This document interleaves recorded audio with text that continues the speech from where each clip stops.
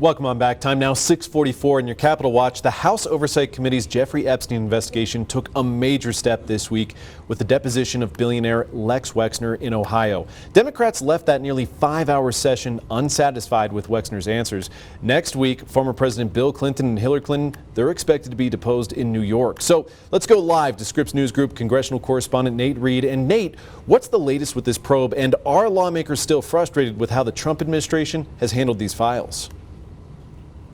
Tony, absolutely. Democrat lawmakers extremely frustrated with the way that the Trump administration have handled these files so far. Democrats accusing Republicans just earlier this week in Columbus, Ohio, of not releasing everything that they're required under law to release. The Epstein Files Transparency Act mandates that the Trump administration, the Department of Justice, release all its files on Jeffrey Epstein. Democrats saying that they've released about 50% of them.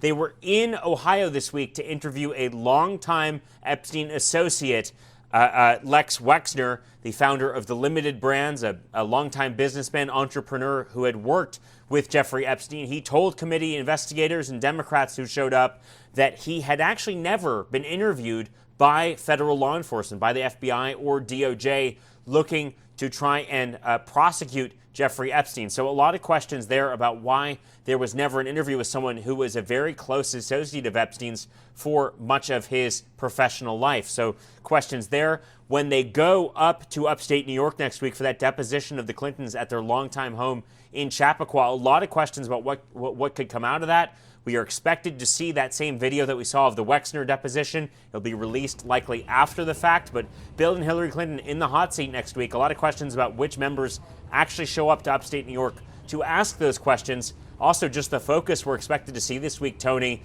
given that it's State of the Union on Tuesday, Democrats and some Republicans have made this a square focus, especially as we go into the midterm elections just a few months away. It's going to be a busy week next week. Thank you, as always, Nate Reed, live in D.C.